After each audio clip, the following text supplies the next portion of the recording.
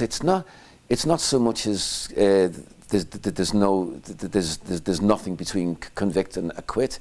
When it's homicide, there's nothing. There's no flexibility in the sentencing. You know, joint enterprise is bad anyway, but when joint enterprise is tied up with homicide, it's doubly bad, because you can play as you know all this, I'm sure. Yeah, you can play a very small part in an enormous crime, murder, and you get the same sentence as the man who played the enormous part in that enormous crime. The judge has no flexibility whatsoever. It's either acquit or life. That it's not acquit or convict. It's acquit or life, which is terrible. So joint enterprise needs to be reformed, but it's not a law. It's a doctrine, so joint enterprise needs to be reformed. Yes, but it's the case of murder. Murder needs reforming. You know how we treat murder, because if you don't reform that, there'll always be injustice. You know, you assisted in the tiniest way, and you do life. The man who pulled the trigger, he also does life. What happened was I opened up a letter from a woman, and she was explaining she had this person from her family inside for a crime of which he was innocent, and asking me to come and talk to her. And to my shame, I get lots of letters like that, and I normally answer them with, "I'm so sorry, I'm so busy, I'm so tired, I can't do anything, I've retired," you know, all the stock responses. But on this letter, I spotted the fact that it was written a month ago, and I queried this, and of course on the envelope she put the wrong address.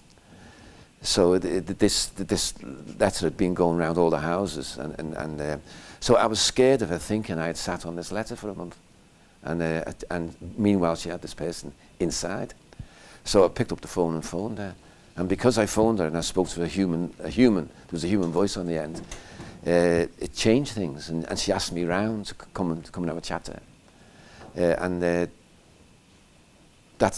that's how I became involved in it. Up to that point, I knew nothing about joint enterprise.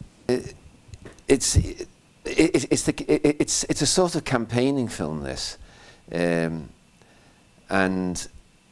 there isn't a great deal of that kind of stuff on the box at the moment. There used to be a lot more in the 60s and 70s. You know, I was a huge fan of Jim Allen, who wrote great campaigning movies. Not campaigning movies, movies that mattered, movies about issues, industrial disputes and things, you know.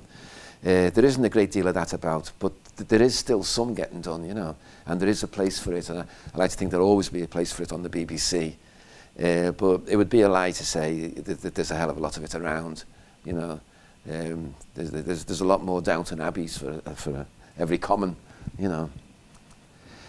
Journalism ought to have a role in revealing injustices, but the sad thing is journalism can be the driving force of injustice. You know,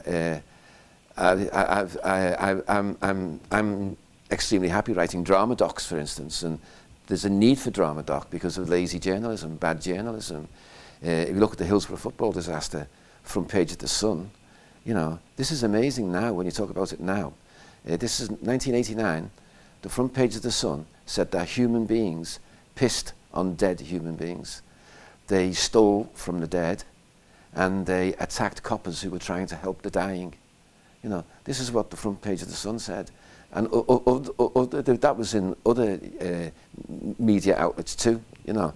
And so bad and lazy journalism provokes a need for a drama doc to set the other side of the story, to tell it straight. You know, a lie is halfway around the world before truth has its boots on.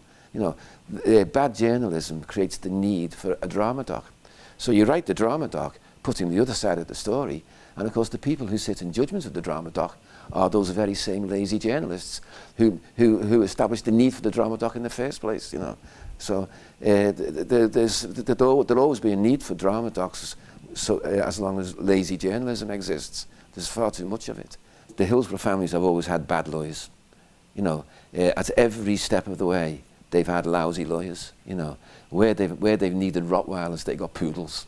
You know, now, no, because the mood has changed. Now they have Charles Faulkner and Michael Mansfield, 2 Rottweilers. You know, and I think by dint of their own actions, but with those 2 on board fighting for them, I think they'll get justice. You know, I think you'll see coppers inside. You know, I really do.